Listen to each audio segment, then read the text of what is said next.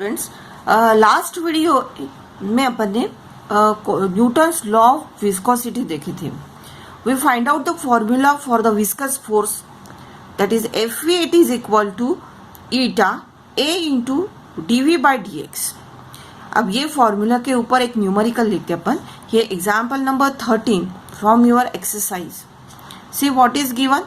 A horizontal force of 1 Newton is required to move a metal plate of area 10 to the power minus 2 meter square with a velocity of 2 into 10 raised to power minus 2 meter per second. When it rests on a layer of oil 1.5 into 10 raised to power minus 3 meter thick, find the coefficient of viscosity of the oil. Now see here, what is given? That is the liquid layer.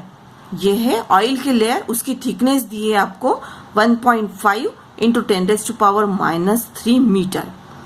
Okay, अभी इसके ऊपर अगर एक metal की plate रखी हुई है, this is the metal plate जिसका एरिया दिया हुआ है आपको 10 raise to power minus 2 metre square. ठीक है, अभी ये जो ऑयल है उसकी वेलोसिटी इनिशियली रेस्ट है तो v1 वेलोसिटी 0 रहेगी, लेकिन जब फ्लो करेंगे that is v it is equal to 2 into 10 raise to power minus 2 metre पर second. It is given this. Okay, समझ में आ गया आपको. अभी आपको फाइंड आउट क्या करना है, आपको फाइंड आउट करना है find the coefficient of viscosity of the oil. उसकी कोएफिशिएंट ऑफ विस्कोसिटी मीन्स नेटा की वैल्यू, ईटा की वैल्यू आपको फाइंड आउट करनी है. ठीक है, ये जो dx है, dx is nothing but the thickness of the oil. t it is equal to 1.5 into 10 raise to power minus 3 metre. It is given. Then dv it is equal to what, dv it is equal to this v1 तो 0 है, सो v2 minus v1, ये हो गया 2 into 10 raise to power minus 2 metre पर second. Force कितना act हो रहा है इसके ऊपर, force is equal to 1 newton. और आपको फॉर्मूला पता है viscous force F we it is equal to eta A into D v by d x. और आपको coefficient of viscosity find out करनी है तो eta it is equal to f v upon में हो जाएगा ए into D v by d x. Substitute all the values, finally you will get the value of eta. Eta is equal to 7.5, उसका unit है newton second पर metre square. Is it clear to you. ये आपका example number 13 है exercise का. Next we will study what is the Stokes law. It's important question. Stokes law क्या है, पहले तो उसका स्टेटमेंट देख लेते अपन. Stokes law states that Stokes law gives us viscous force acting on the spherical object falling through a viscous medium. ठीक है, इसके पहले अपन ने न्यूटन्स लॉ ऑफ विस्कोसिटी देखे थे. At that time we have studied the we find out the viscous force between the two liquid layers. अभी Stokes law is about the viscous force acting on the spherical object falling through a viscous medium.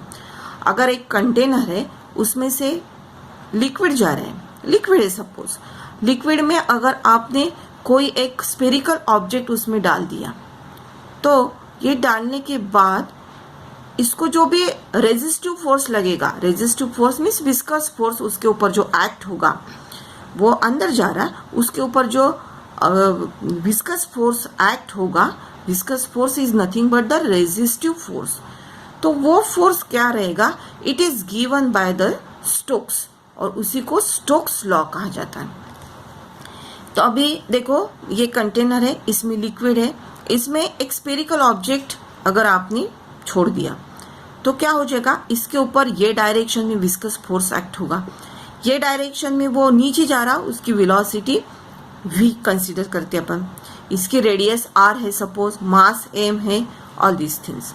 Initial velocity जब भी वो ऊपर में रहेगा उसकी initial velocity u it is equal to 0 रहेगी, और जब नीचे नीचे आएगा उसकी वेलोसिटी इंक्रीज होती जाएंगी. ठीक है, और उसकी कोएफिशिएंट ऑफ वेलोसिटी नेटा है, ईटा है. तो अभी जो विस्कस फोर्स है according to Stokes, this viscous force F V is directly proportional to the radius of the object. जो भी ऑब्जेक्ट है उसके रेडियस से डायरेक्टली प्रोपोर्शनल है. Then this viscous force is directly proportional to coefficient of viscosity. जो fluid की coefficient of viscosity है उससे डायरेक्टली प्रोपोर्शनल है. One more thing, viscous force is directly proportional to the velocity. कौन से velocity से वो आगे जा रहा है उससे डायरेक्टली प्रोपोर्शनल है. या अब ये तीनों को कंबाइन करते हैं. Viscous force is directly proportional to R, eta and V. Is it clear to you?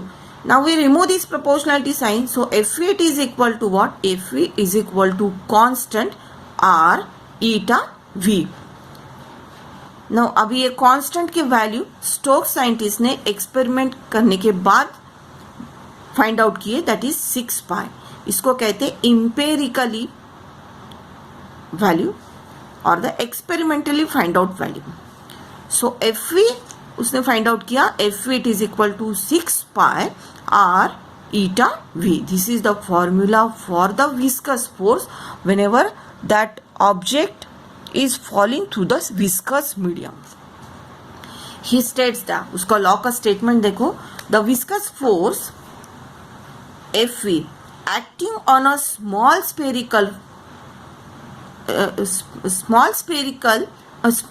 sphere falling through a viscous medium is directly proportional to the radius of the sphere, its velocity, and through the fluid, and the coefficient of viscosity of the fluid.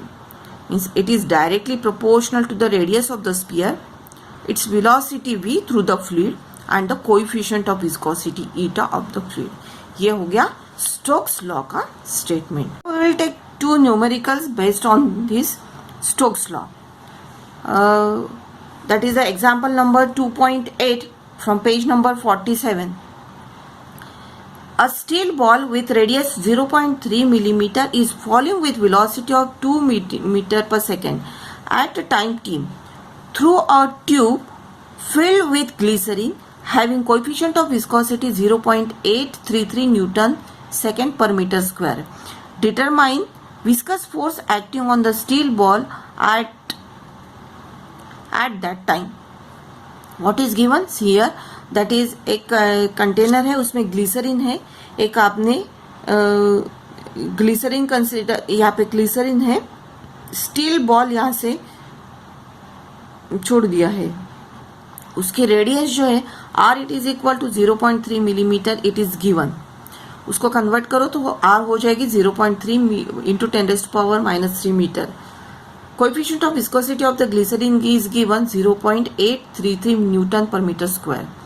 आपको पता है formula according to Stokes law, viscous force F it is equal to 6 pi R eta V.